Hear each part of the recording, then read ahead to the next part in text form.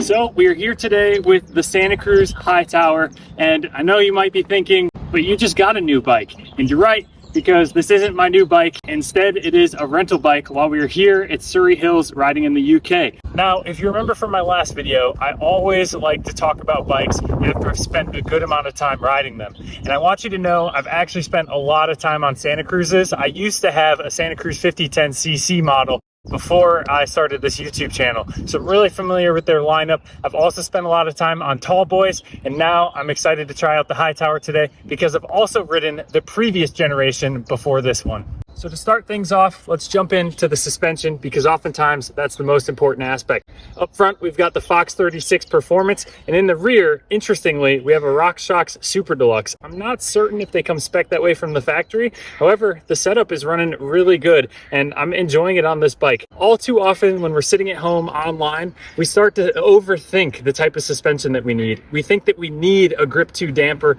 and we think that we have to have the best suspension that's available out there. Simply put, that's not true. Sometimes a fit grip damper can get you by just fine, and you can also save some serious money. This Hightower C model also comes spec'd with GX Eagle, and GX Eagle, I definitely have no complaints about it. If you've watched my channel, you know that I'm a Shimano fan. However, I don't want to discredit SRAM because the Eagle system is also great and it works. I don't feel that way about an SX. I think you should skip those group sets entirely, but GX is still a really solid platform. It shifts smoothly, and especially on this rental bike, it's running like a top. Now, this bike is an all-around trail enduro bike. It can shred, but it does have its limitations, especially if you're really trying to push on the gnarliest types of terrain out there. I don't know off the top of my head what the head angle and seat tube angle are, but if I had to guess, it's about 65.5 up front for the head angle. I was right.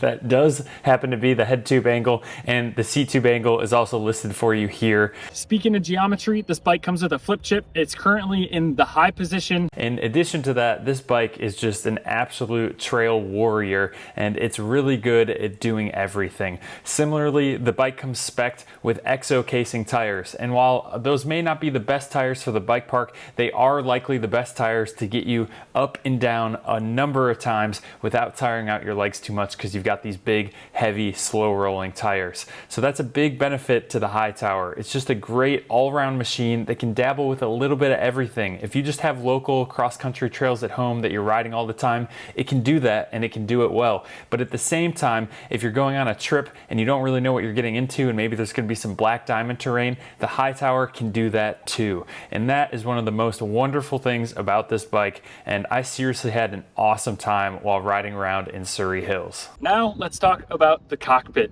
I'm going to start off with the thing that you guys know I'm not as big of a fan of anymore, and that is the SRAM Code R brakes. The stopping power is still good with them. I have no complaints there. However, now that I've ridden Shimano 4-piston more frequently and I've gotten used to it, I do enjoy Shimano in that the bite point is closer. The SRAM codes, as I pull them to the bar, I gotta pull them all the way in, and it feels like it's never gonna slow me down. And then finally, it gets to that bite point and the wheels will lock up, and you can get a lot of stopping power. But you really got to pull those levers in and squeeze in comparison to Shimano. While we're here on the cockpit, I wanted to mention that this comes with a BergTech setup. So it's got BergTech alloy bars and a BergTech stem, and they work, they function. You guys know the deal when it comes to handlebars. I prefer 35mm carbon bars or 31.8 alloy bars. However, these get the job done, especially for the terrain that's available here in Surrey Hills. Also here on the cockpit, we've got our dropper lever, and this bike is running a RockShox Reverb 200mm dropper, and with reverbs, everybody knows that they have a notorious history of issues with the hydraulic fluid and your dropper not functioning properly. Happy to report this reverb feels amazing, and it actually reminded me of how great reverbs could be when they're running well. And I'm pretty sure that RockShox has worked out all those horror stories of years past, and now they're reliable, and if only the price was a little bit cheaper, I'd be more inclined to use them on my own bikes. Moving on from there, as I've mentioned, this bike is great for climbing. So I just wanted to stress again some of the capabilities and characteristics of this bike. This VPP suspension system that Santa Cruz uses is definitely solid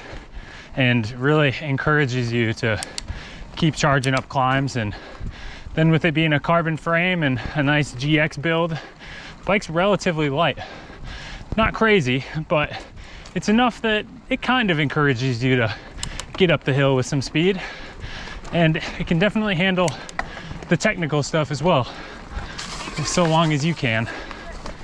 And it just spins with ease without laboring the legs too much, especially when you're getting out for longer rides. All in all, I had a wonderful experience on this Santa Cruz Hightower, and I thoroughly enjoyed it. And I hope that this video was informative to you. And if you enjoyed this video, be sure to give it a thumbs up, subscribe to the channel, and tell me where to ride next.